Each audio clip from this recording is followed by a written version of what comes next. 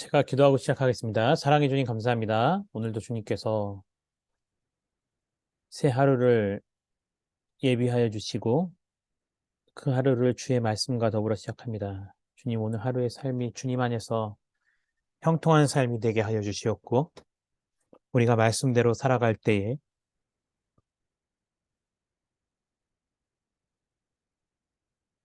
말씀대로 승리하는 저희들이 되게 하여 주시옵소서. 예수님의 이름으로 감사드리며 기도드립니다. 아멘. 네, 본문 말씀 보겠습니다. 본문 말씀은 다니엘서 7장 15절부터 28절까지의 말씀입니다. 다니엘서 7장 15절부터 28절까지의 말씀입니다.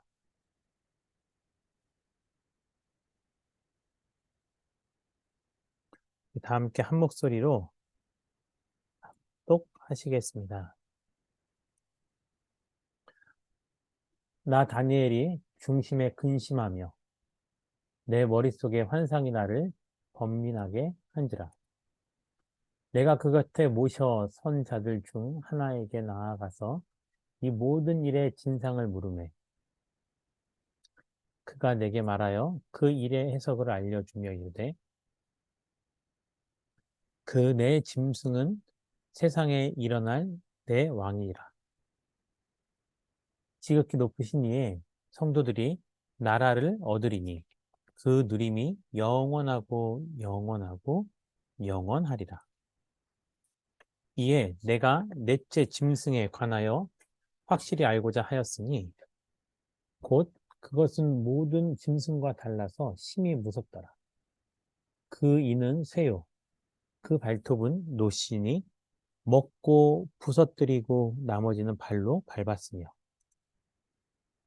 또 그것의 머리에는 10뿔이 있고 그 외에 또 다른 뿔이 나오매 새 뿔이 그 앞에서 빠졌으며 그 뿔에는 눈도 있고 큰 말을 하는 입도 있고 그 모양이 그의 동류보다 커 보이더라. 내가 본즉 이 뿔이 성도들과 더불어 싸워 그들에게 이겼더니 옛적부터 항상 계신 이가 와서 지극히 높으신 이에 성도들을 위하여 원한을 풀어주셨고 때가 이름에 성도들이 나라를 얻었더라.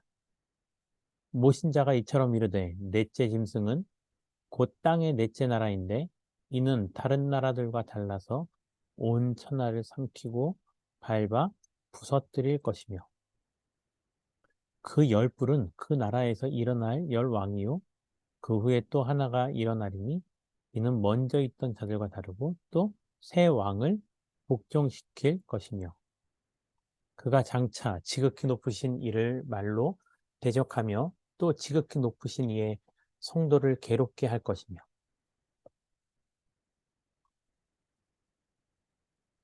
그가 또 때와 법을 고치고자 할 것이며 성도들은 그의 손에 붙임바되어 한 때와 두 때와 반 때를 지내리라.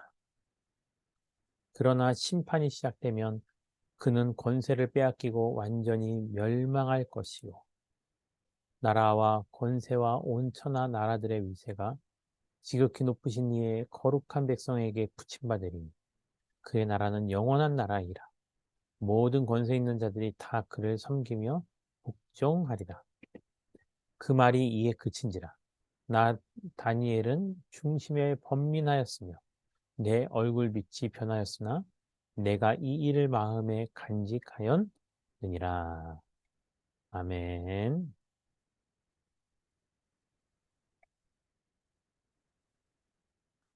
오늘 본문에서는 다니엘이 보았던 환상에 대해서 해석이 나오고 있습니다. 특별히 가장 먼저 나오는 해석은요,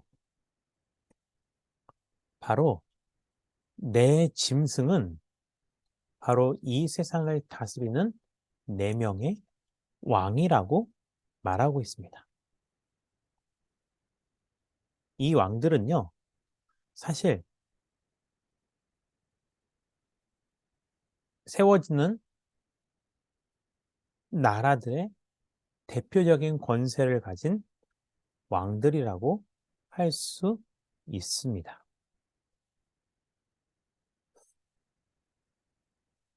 우리도 인생을 살아가다 보면요, 우리가 살아가고 있는 나라와 민족 가운데 한 세대를 다스리는 절대 권력자들과 같은 왕 또는 리더들이 존재하기도 한다라는 것입니다. 하지만 그들의 삶이 영원할 것 같지만 이러한 말씀이 나올 때마다 대표적으로 거론되는 왕은 바로 중국 최초의 통일 왕국을 설립했던 진시황에 대해서 나오죠. 그가 영원히 살 것 같았지만 인간의 삶은 한계가 있다라는 겁니다. 누구도 영원할 수 없지만 지금 자기가 누리고 있는 권세와 영광이 영원할 것이라 착각을 하게 되는 거죠. 오늘 다니엘이 본 환상의 해석 가운데 19절부터는 그 네 마리의 짐승이 상징하는 왕 가운데 가장 궁금해하는 것은 단연 바로 네 번째 왕입니다. 왜냐하면 그 네 번째 왕이 첫 번째, 두 번째, 세 번째 왕들을 다 불복시킬 것이라고 나오기 때문입니다. 어제 말씀처럼요. 이 네 번째 왕은 우리 역사에 있어서 곧 그리스 로마 제국을 상징합니다. 그리고 이 네 번째 나라로 칭해지는 이 환상 가운데 그 왕이 하게 될 일에 대해서도 이미 그리스 로마 제국이 시작되기 한참 전에 그에 대한 예언이 나오는데요. 그 네 번째 왕은요, 하나님의 백성들에 대한 극한의 핍박과 환란이 그 왕으로부터 주어질 것이라고 예견을 하고 있습니다. 실제 로마 시대에 이르러 예루살렘 성전은 불타 없어졌고 그 핍박이 너무나 강해서 예전에는 자기 나라를 쳐들어온 나라에 의해서 포로로 끌려갔지만 그리스 로마 시대는요. 그리스도인들이 살아남기 위해서 전 세계로 흩어져 살게 됩니다. 이것을 바로 우리가 디아스포라라고 말하고 있습니다. 이와 같은 일이 일어나기도 전에 이미 하나님께서는요, 다니엘에게 환상을 통해서 보여주셨습니다. 이러한 핍박 가운데 살았던 성도들의 삶을 우리는 어느 정도 이해할 수 있을까요?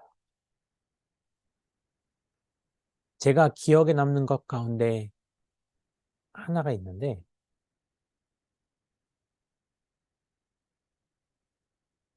학창 시절 세계사 책에 나와 있는 하나의 그림을 보고 이거는 도대체 무엇을 뜻하는 그림일까라는 생각을 할 때 수업 시간에 선생님께서 그것을 알려주신 적이 있습니다.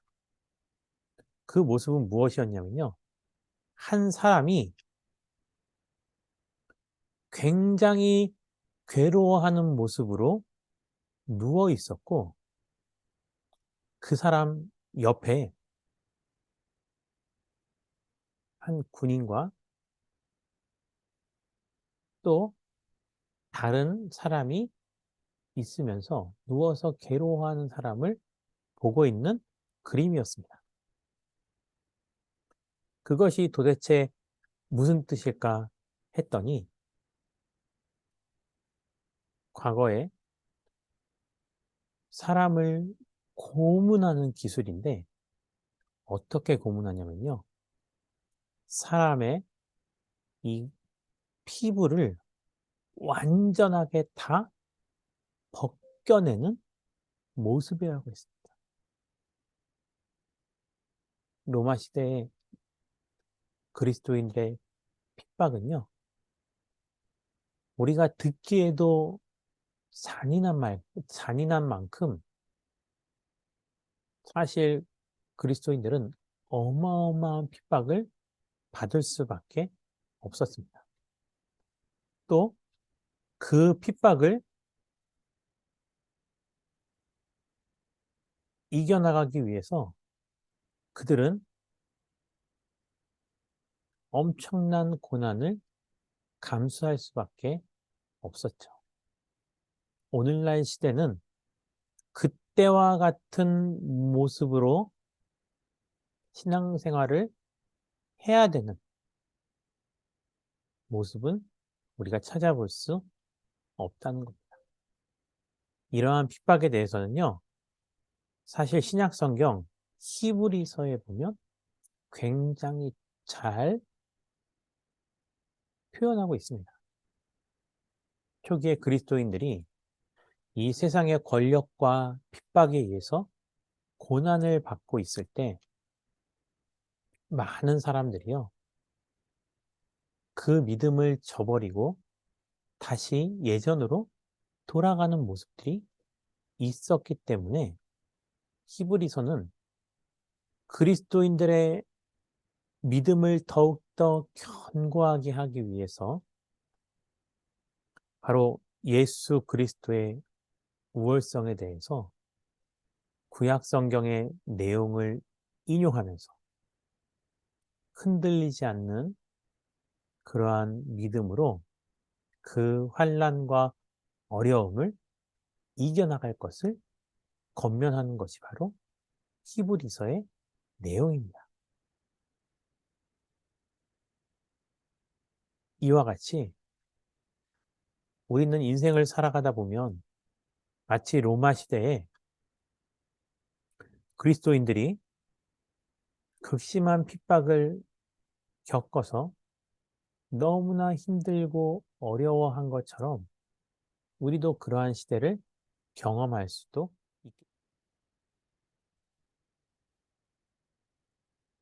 결국 우리는 지금 이 시대를 살아가는 데 있어서 그때와 별반 다르지 않은 핍박을 당하며 살아갈 수도 있을 것입니다.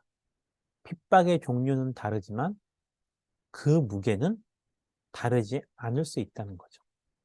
그러할 때 우리가 우리의 삶을 되돌아보면서 그 네 번째 왕의 시대도 하나님의 때에 그가 누리던 권세와 영광이 끝날 때가 있다라는 것을 기록함으로 지금의 고난의 때를 넘어설 수 있을 거라고 우리에게 권면하는 것입니다. 혹시 지금 그와 같은 극심한 고난과 어려움을 통과하고 계십니까? 또 나에게 고통과 어려움을 주는 그 사람으로 인해서 너무나 힘든 시간을 보내고 계십니까? 도무지 내 힘으로는 지금의 상황을 이길 수 없을 것 같은 그런 상황에 있다 하더라도 이 세상의 모든 것은 언젠간 끝이 있고 우리가 통과하는 고난에도 끝이 있으며 그 끝에는 또한 회복이라는 것이 함께 있다라는 것입니다. 그래서 우리는 더더욱 역사의 주관자 되신 하나님을 전적으로 신뢰함으로 말미암아 여러분들의 삶 가운데 지금도 역사하시는 하나님의 놀라운 은혜를 누리실 수 있기를 주님의 이름으로 축원드립니다. 우리 다 함께 이렇게 기도하겠습니다. 모든 권세 위에 하나님이 계신다는 믿음의 고백을 드리는 자가 되게 달라고. 또 모든 근심과 환난은 끝이 있고 또한 회복이 있다라는 것을 고백하는 삶이 되게 달라고. 교회를 위해서 이렇게 기도하겠습니다. 가정과 교회와 세상을 더욱더 아름답게 만들어 나가는 그러한 더욱 아름다운 교회가 되게 달라고 이 시간 다 함께 들으신 말씀을 기억하시면서 자유롭게 기도하도록 하겠습니다. 기도하겠습니다.